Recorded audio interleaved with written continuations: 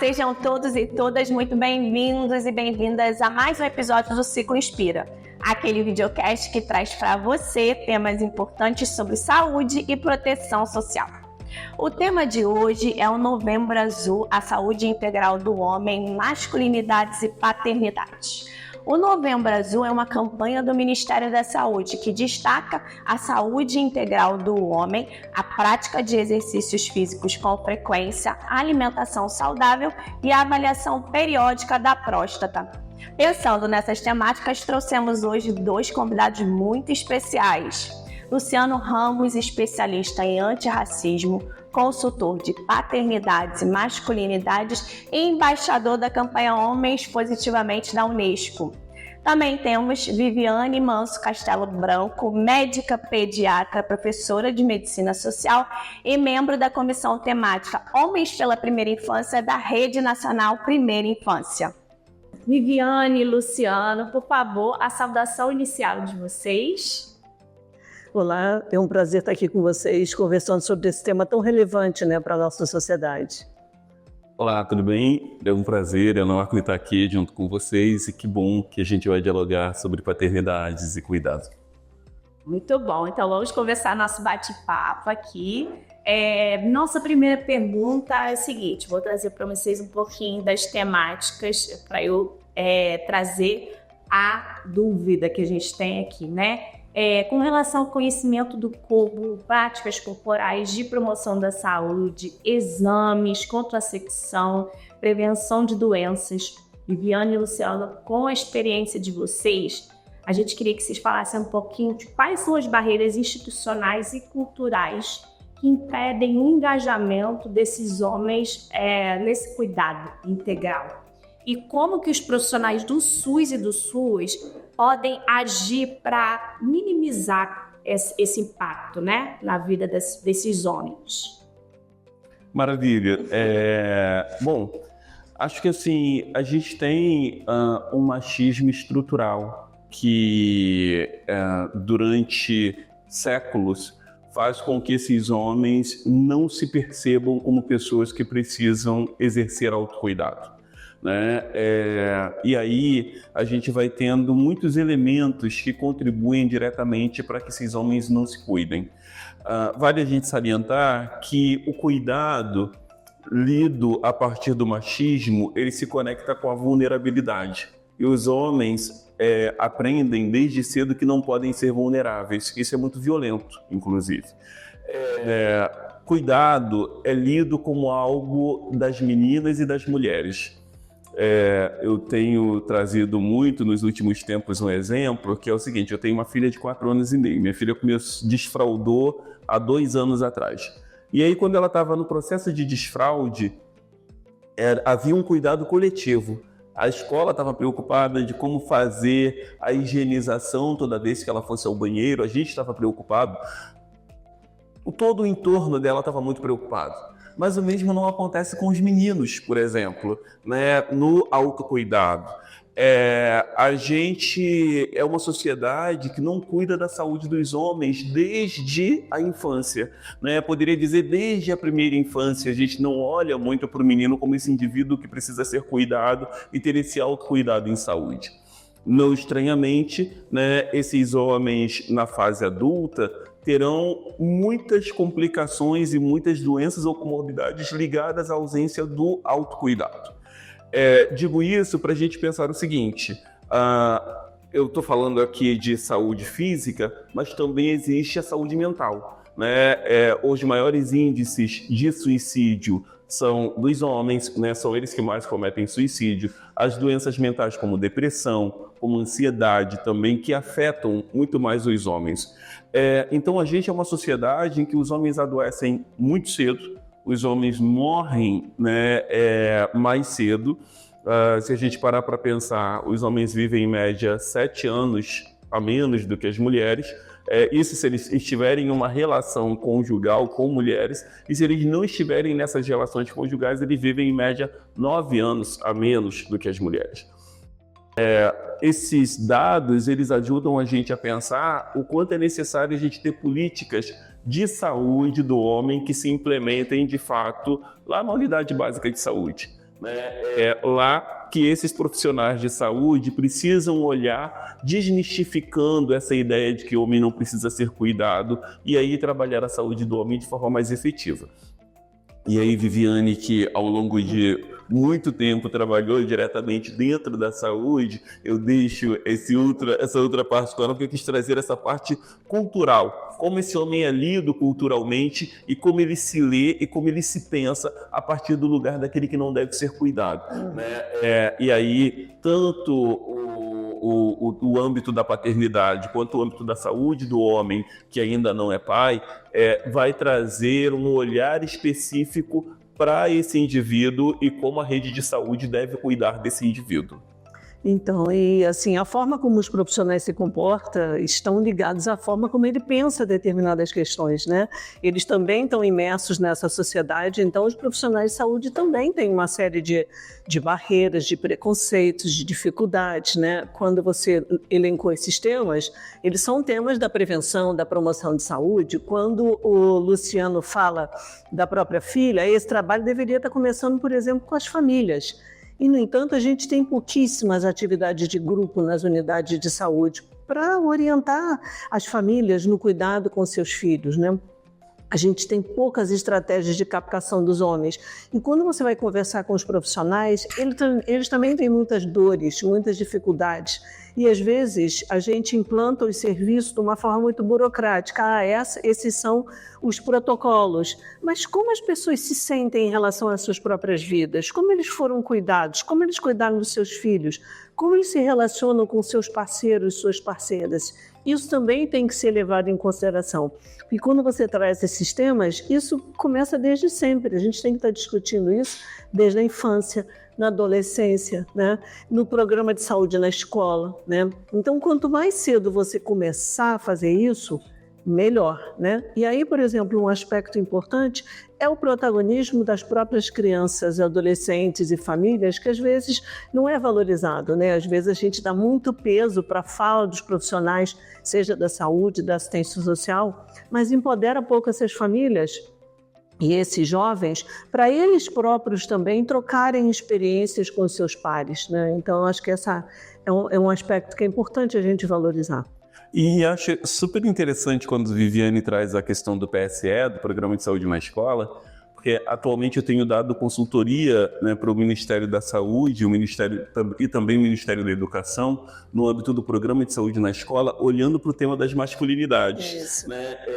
E a gente tem visto o quanto é extraordinário olhar para as masculinidades pensando no Programa de Saúde na Escola. Por quê? Porque os meninos estão inseridos nessa cultura, né? Na cultura do não cuidado, porque historicamente esses homens não se cuidam e isso é intergeracional, né? Me lembro há pouco tempo de ter estado numa comunidade quilombola de Salvador e fazendo um grupo de escuta com os meninos. Uma das questões que eles traziam era o quanto eles não costumam falar sobre prevenção a doenças, né? A infecções sexualmente transmissíveis, né? E a outras doenças que perpassam pela vida dos homens naquelas comunidades. Então, a importância do programa de saúde na escola, por exemplo, quebrar esse silêncio, né? Do educador chegar na escola junto com o profissional de saúde e discutir com os meninos a saúde de forma mais ampla, ouvir os meninos também. Acho que esse é um ponto extremamente importante, porque, e aí Viviane traz essa questão do protagonismo. Esse é um ponto que a gente tem discutido muito, que é a ideia da participação. Não dá para promover saúde sem escutar, porque se eu não escuto, eu não parto daquela realidade do território. Tem uma autora chamada Mara Viveiras Irigoyen que discute as masculinidades, que ela fala sobre isso. Não dá para discutir saúde do homem sem pensar em territorialidade, né? Cada território tem a sua especificidade. Então, e aí quando Viviane traz a ideia do protocolo, que eu concordo plenamente, o protocolo pode ser ótimo, mas se ele engessar demais o profissional, a ponto de ele não conseguir ouvir e dar conta da realidade, ele só burocratiza o processo. E, por outro lado, a gente vai precisar sensibilizar o profissional de saúde, porque esse profissional de saúde é uma pessoa que vivenciou, como bem diz a Viviane, todas essas questões que a gente vivencia, que tem as suas práticas machistas muitas vezes, ou que o pai muitas vezes não esteve próximo do desenvolvimento daquele homem ou daquela mulher, que não considera o pai como uma figura importante no desenvolvimento da criança, porque em muitas situações a gente vive em comunidades muito matriarcais. Então, assim, como é que a gente também considera que esse profissional precisa ser sensibilizado para que depois ele atue, porque senão não adianta, vai ser só um documento em cima da mesa ou na estante da UBS, porque esse profissional não vai implementar, ele precisa estar apaixonado por aquela temática para poder desenvolver. Com certeza, e o outro aspecto que eu lembrei é que esses 3 setores, né, saúde, educação e assistência social, são basicamente femininos também, né?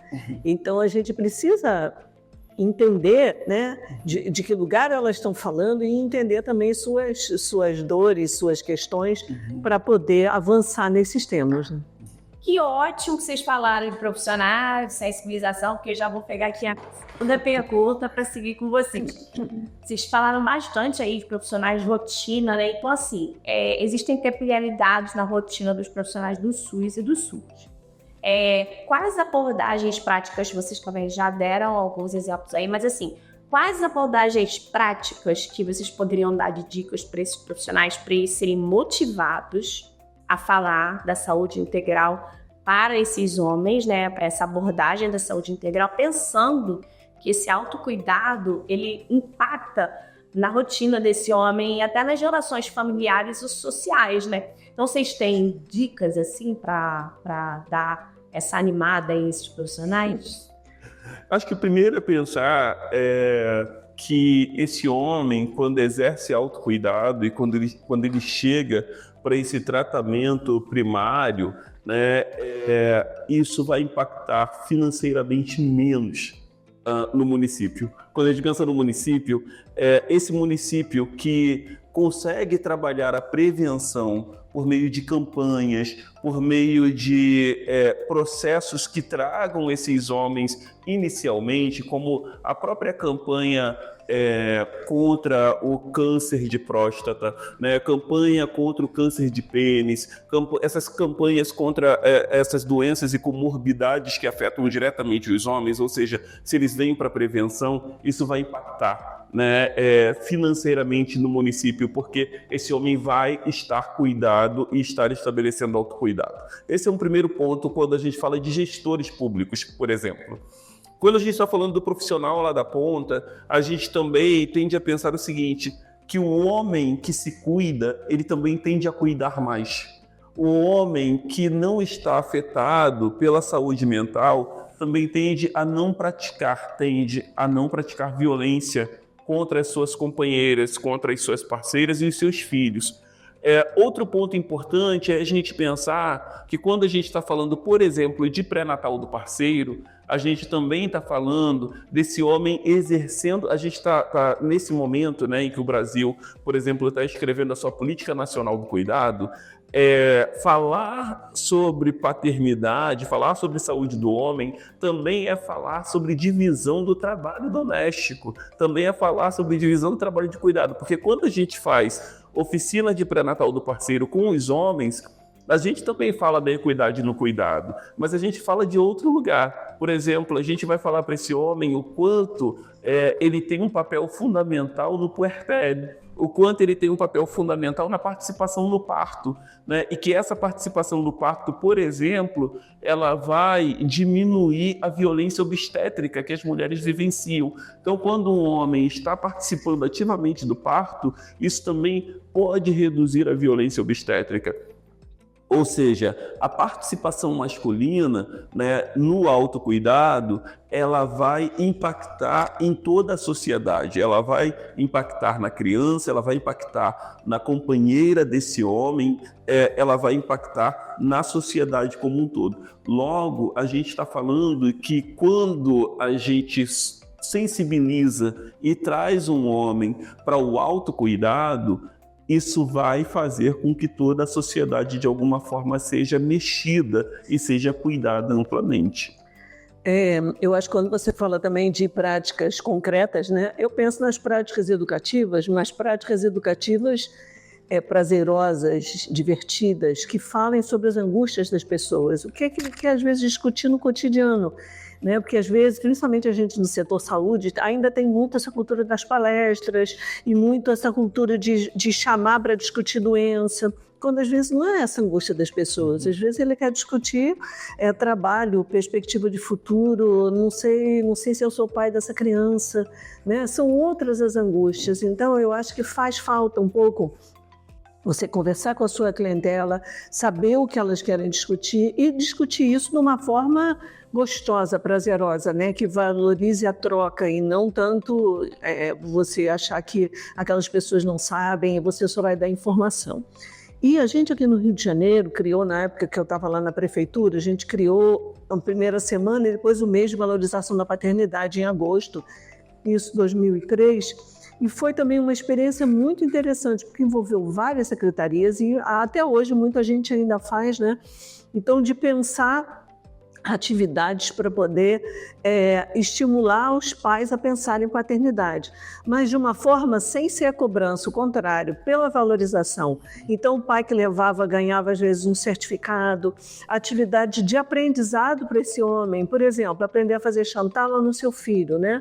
Eu achava isso maravilhoso, aprender a escovar o dente, parece uma bobagem, mas não é, né? Como que uma criança deve escovar o seu dente? E também a atividade de cuidado para esses homens, um pouco de paparico.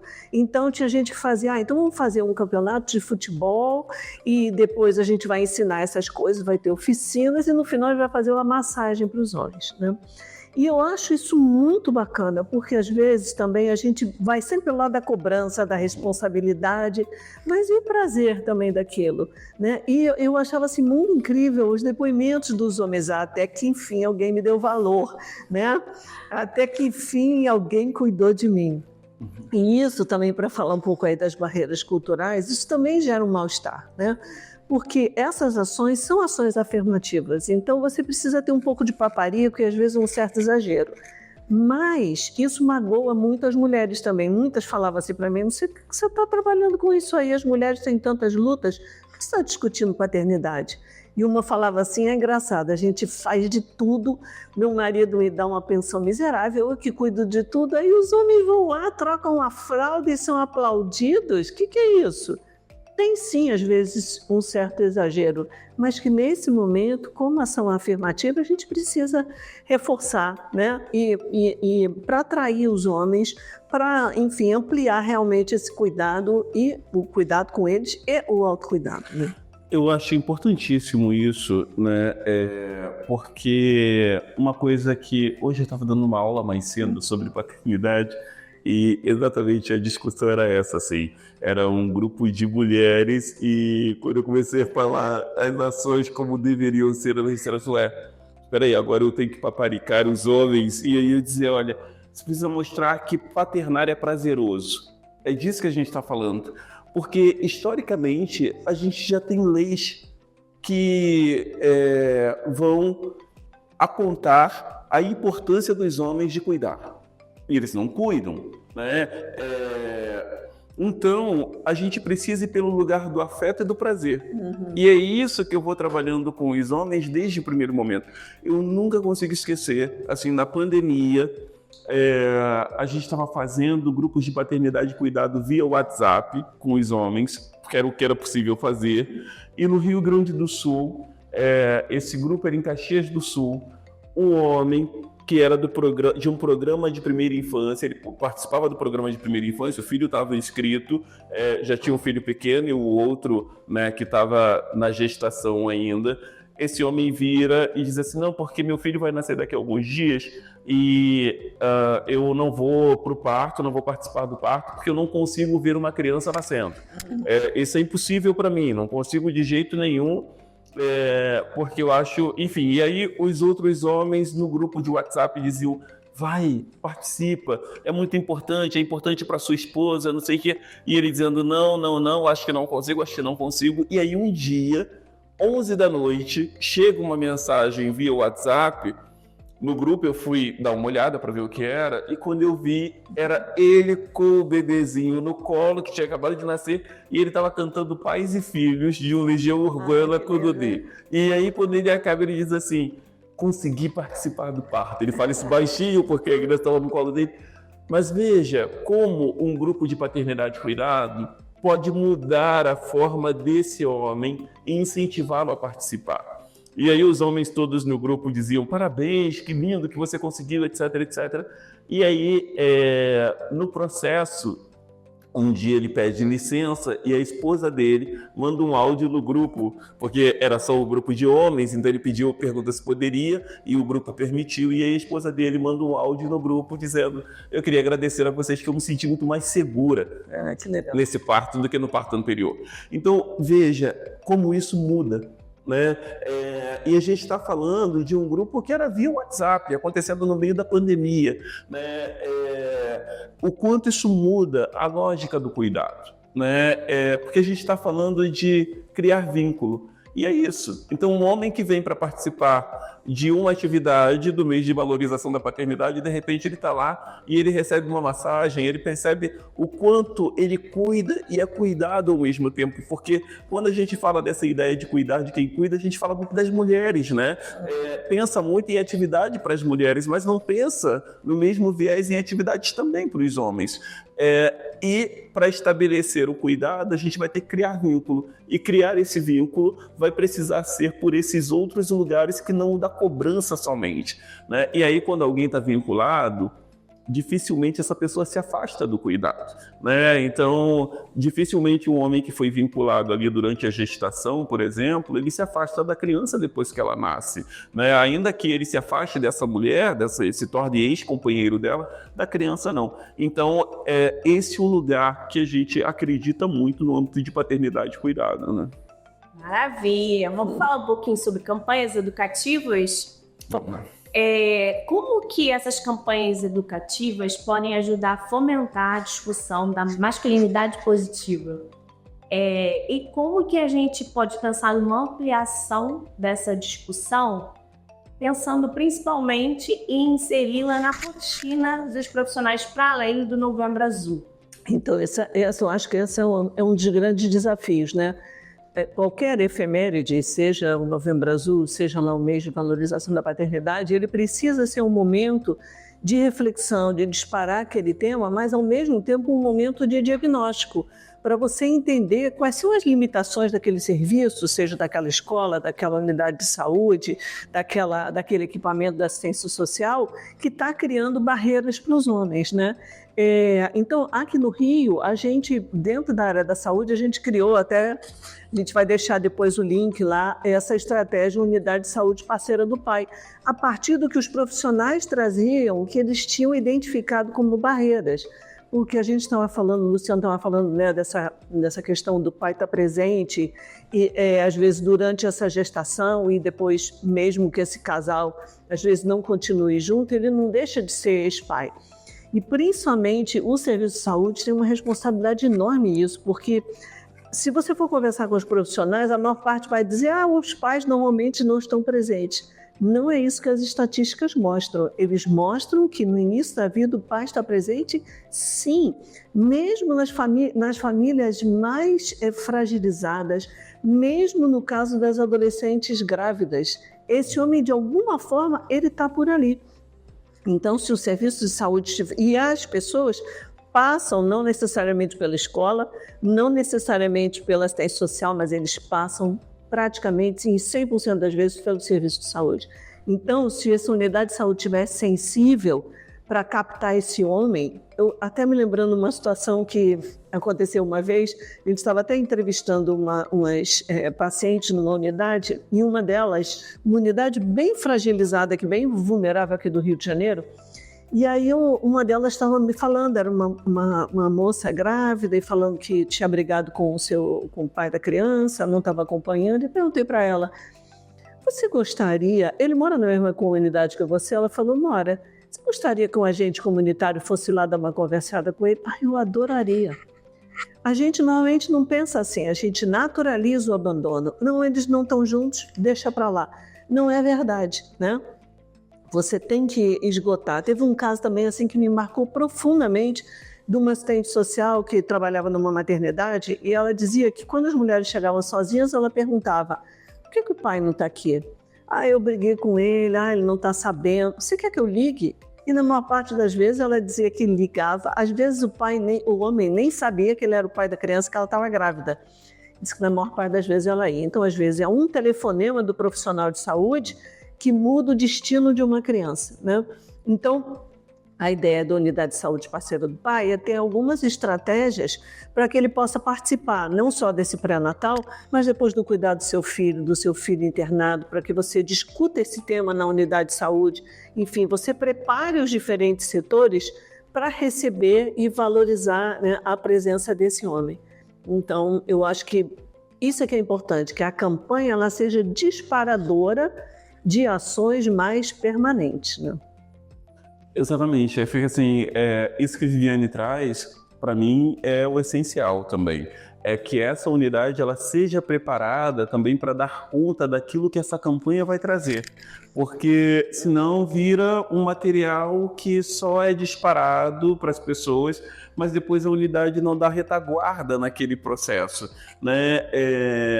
E sempre que a gente fala também de masculinidades e paternidades, eu sinto que há uma demanda muito represada. E que quando a gente abre a porta, esses homens vêm. Eles vêm, né? E quando eles vêm, essa unidade precisa estar pronta para poder acolher esse indivíduo.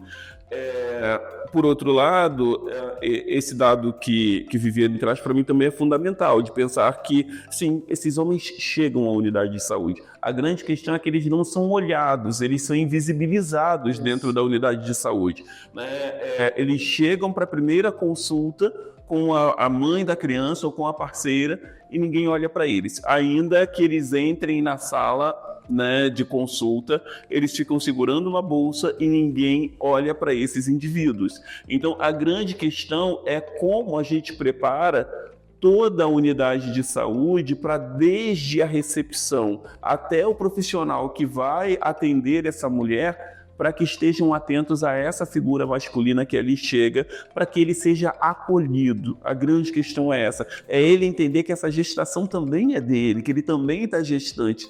Então, se todo esse cuidado que a gente tem com a mulher, a gente conseguir ter também com esse homem, ou parte desse cuidado, no processo de acolhimento, isso vai contribuir muito para que esse homem se perceba acolhido e cuidado dentro do setor de saúde nesse processo gestacional, né? A gente costuma, tem uma frase que eu costumo dizer muito para os homens nos grupos de paternidade e cuidado, que é de perguntar assim: há quanto tempo você está gestante?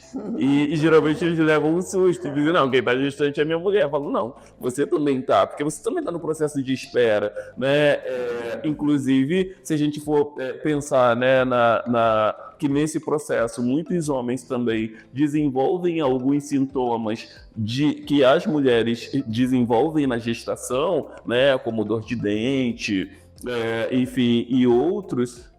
Esse homem também está gestando. Então, como é que essa unidade de saúde ela vai perceber esse homem também nesse processo gestacional e cuidar dele?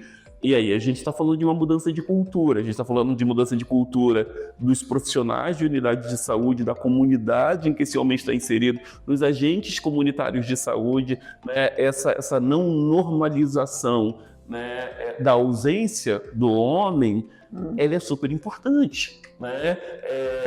Tudo bem, mas então você está aqui, e o pai da criança? Se não é uma pessoa que deixa essa mulher em vulnerabilidade no âmbito de violência, ele precisa ser chamado, ele precisa ser trazido para esse espaço. E foi importante você falar isso, né, que isso é uma mudança de cultura, porque também a nossa cultura desqualifica a capacidade de cuidado dos homens. Exato. Não é à toa que quando ele está num serviço, ele leva seu filho, mas as pessoas perguntam pela mãe, né? Ao invés de, que bom que você trouxe. Em alguns momentos, realmente, a mãe vai ser importante, porque às vezes os dois dividem o cuidado e um não sabe informar o que aconteceu quando estava com o outro. Mas sempre valorizar, né? E o que a gente faz, às vezes, é o contrário, né? Tanto que o vídeo que os jovens do Rap da Saúde fizeram chama-se O Pai Está, a partir da fala de 2 jovens que ficaram revoltados justamente porque levaram na unidade de saúde, eles é que sabiam o que estava acontecendo e as pessoas perguntaram, mas cadê a mãe? Ele falou, a mãe não está, mas o pai está, né? E tem muito a ver, né? É muito interessante, assim, quando a criança é pequena e você leva a criança para vacinar, por exemplo, né, e que o profissional de saúde muitas vezes fica dando recado para o pai falar para a mãe, mas é ele que está ali cuidando da criança, é ele que está levando a criança até ali. Então isso também significa atribuir a ele a responsabilidade que é dele. Então, pai, você precisa fazer isso, e não, pai, precisa falar para a mãe fazer isso daqui, precisa falar para a mãe fazer aquilo ali. Quando o pai leva a criança ao pediatra ou à pediatra, né, dialogar diretamente com esse pai, é ele quem está exercendo o papel de cuidador, então a gente pode falar diretamente para esse homem que está exercendo o papel do cuidado. Então é como eu trago e coloco esse pai como figura do cuidado, à mesma medida que eu coloco a mãe, né? Como eu faço esse processo para que ele entenda que o lugar do cuidado também é dele, porque a gente retira do pai a possibilidade do cuidado quando coloca como uma pessoa de recados. Achei muito importante você ter trazido isso, né? Porque quando a gente fala de práticas educativas, de alguma forma, quando você está atendendo a pessoa, você está educando. Se você diz uma coisa como essa, né? Avisa a mãe, fala para a mãe e desqualifica ele ali, você está dizendo para ele que ele é incompetente para aquele cuidado, né? Então, para além da gente não captar, para além da gente não conseguir ver quem está ali, a gente ainda faz ainda tem essa terceira dimensão de que quem superou todas essas barreiras ainda sai dali se sentindo incompetente, né? Se sentindo desqualificado. A gente tem que ficar muito atento, né, a esses detalhes, que não são detalhes. Né? Em geral, esse indivíduo chega em casa e diz, olha, não vou mais não, tá?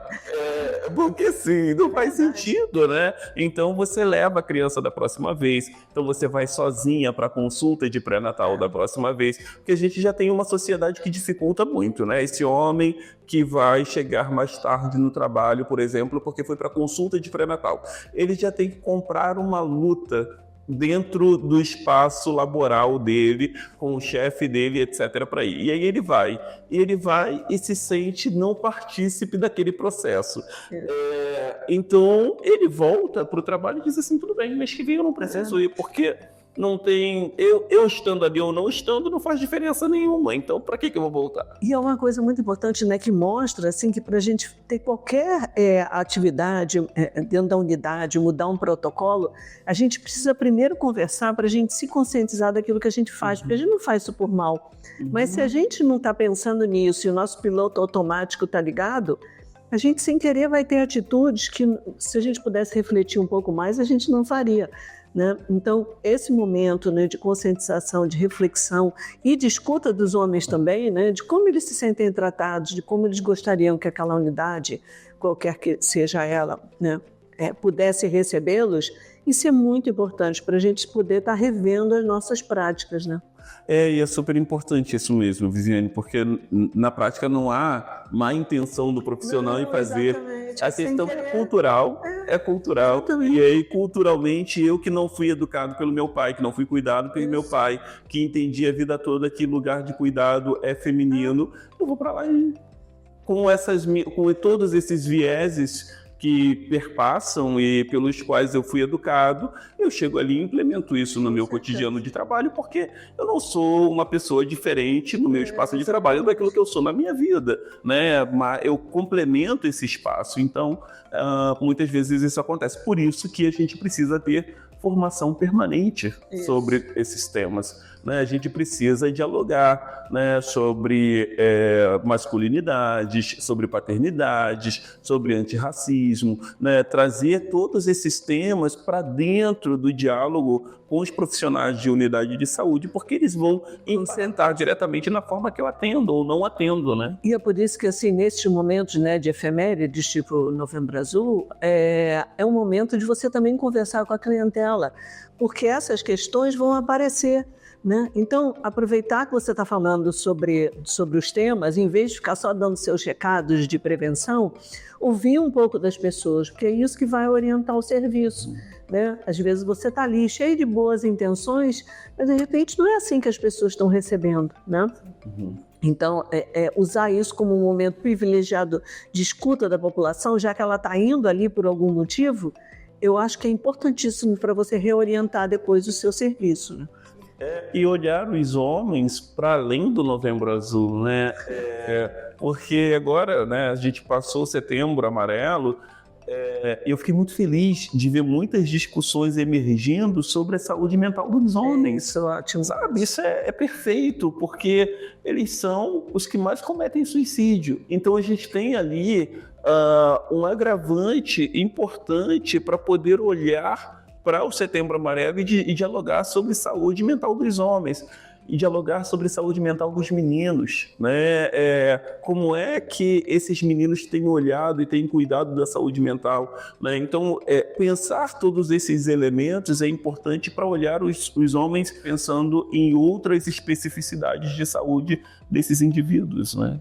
Eu achei tão importante você fazer esse gancho com a questão da saúde mental, porque mesmo nos temas de paternidade, às vezes ele não está assumindo seu filho por angústias, por se sentir totalmente incapaz de dar conta dessa tarefa, né? Então, se ele tiver esse espaço de troca, esse espaço de escuta, às vezes ele consegue mudar a sua postura, né? Mas a gente já está tão, né, arraigado nos nossos preconceitos que tudo a gente acha que não é o aborto masculino, ele não está interessado. Às vezes não é isso. Exato. Às vezes ele está precisando desse apoio emocional.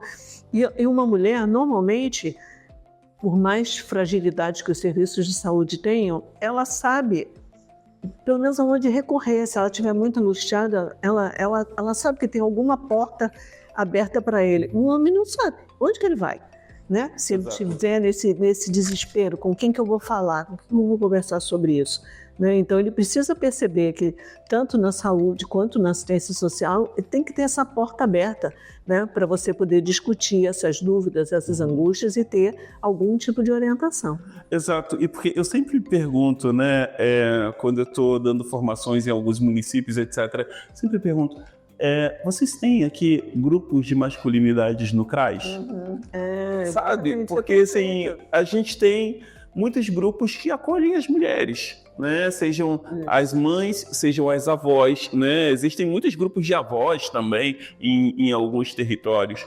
Mas assim, e o grupo dos homens? Onde é que esses homens se encontram aqui para falar sobre a masculinidade? Porque acho que esse ponto que Viviane traz, ele é fundamental da gente pensar o seguinte: esse homem afetado pela saúde mental, né, que muitas vezes vai ser por causa da questão financeira, né, da provisão, porque a gente aprende desde muito cedo que ser pai é prover.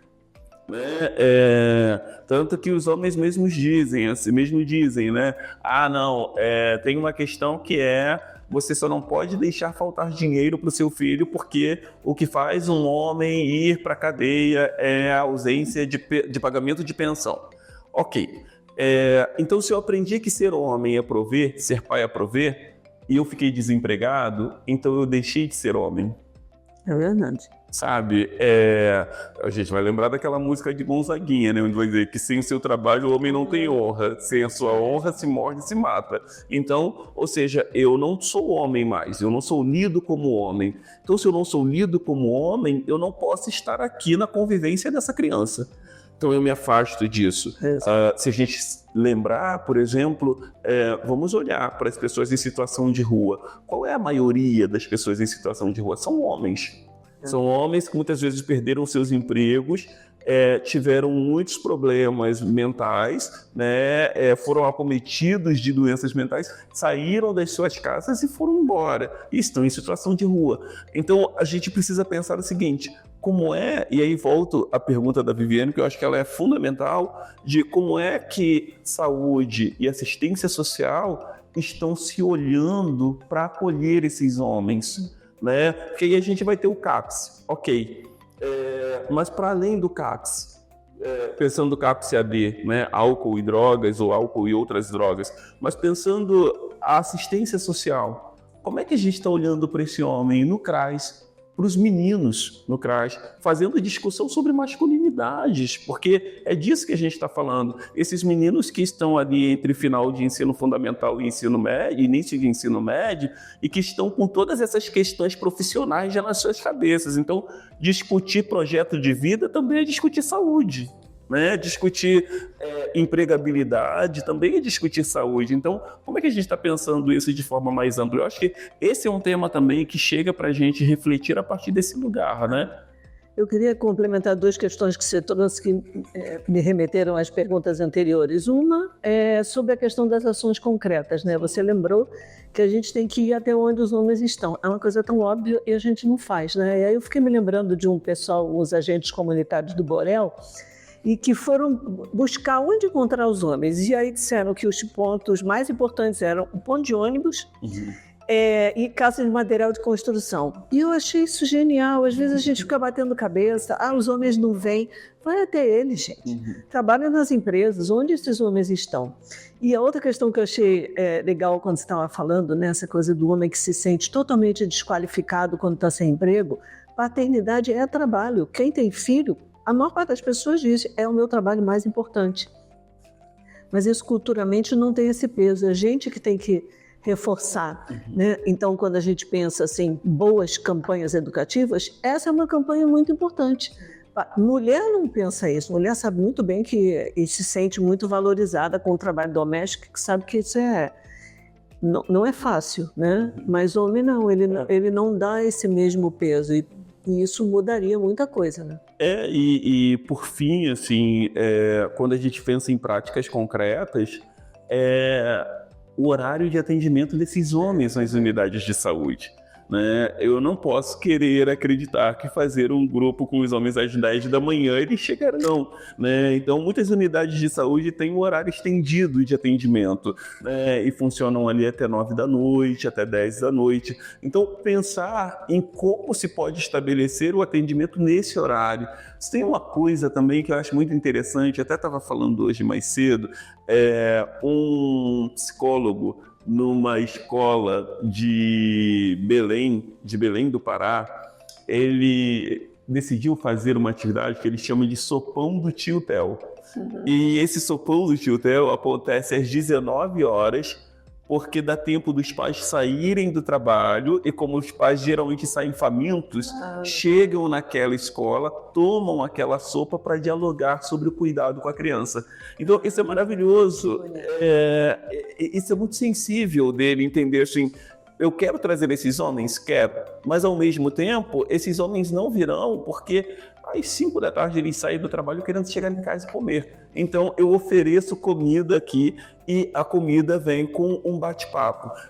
É um projeto que começou com ele falando com 10 homens, hoje chegam 60. Nossa, que bacana. Então, assim, e para falar sobre o cuidado com a criança. Então, aqueles homens sabem que uma vez por mês eles irão até lá para poder dialogar sobre paternidade e cuidado.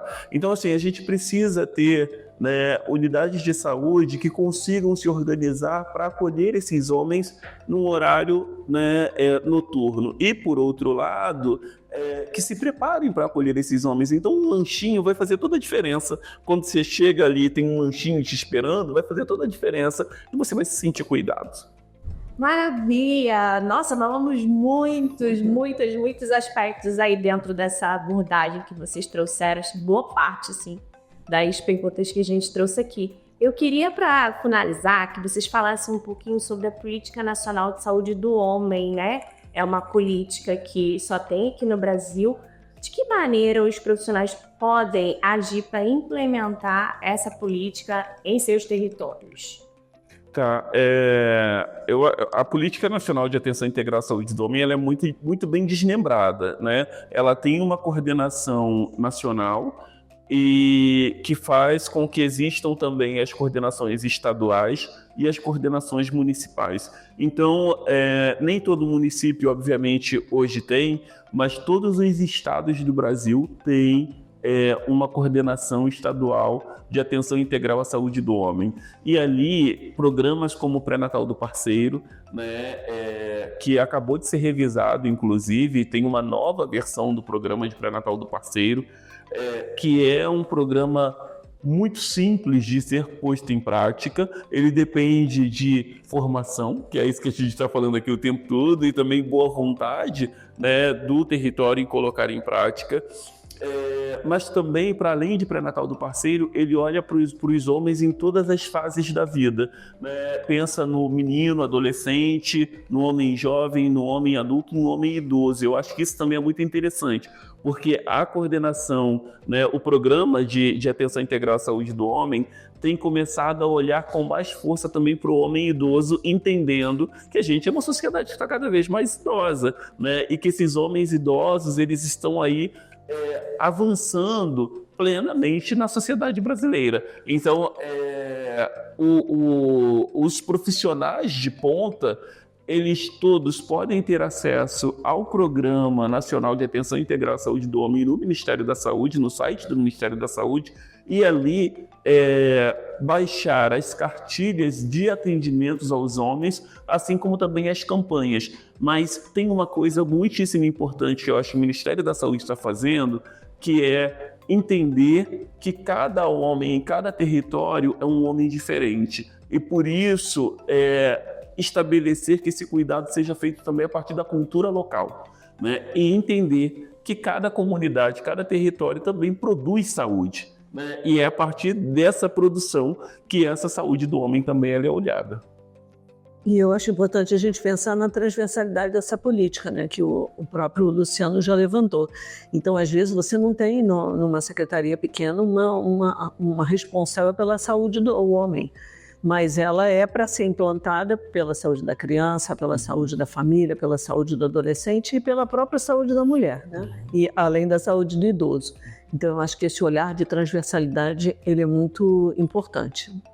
Muito obrigada, Viviane e Luciano, pela discussão enriquecedora e as contribuições essenciais que vocês trouxeram para o nosso debate mais episódio do Ciclo Inspira. Obrigada. Obrigado. Acho que o grande trabalho que a gente tem pela frente é de colocar em prática, né, essa política de atenção integral à saúde do homem, pensando em todos esses ciclos de vida, essas fases de vida, e entendendo que quando a gente trabalha com a saúde do homem, a gente está trabalhando com toda a sociedade. Isso vai impactar em toda a sociedade. Eu agradeço a oportunidade, né, de estar participando aqui com vocês, porque é um tema que me encanta de perceber o quanto essa paternidade ativa, participativa, ela impacta em diferentes dimensões, na saúde dessa criança, do adolescente, da família, da mulher, na equidade de gênero, na saúde do próprio homem. Então, é uma ação extremamente estratégica e eu espero que as diferentes prefeituras se animem para investir um pouquinho mais nessa questão da paternidade ativa, cuidadora, participativa. Você, profissional do SUS e do SUAS, esperamos que o Novembro Azul inspire a construção de outras ações de promoção da saúde, prevenção de agravos, a construção de redes e também fomente um novo olhar sobre a construção do cuidado masculino em seus territórios. Obrigada e até a próxima!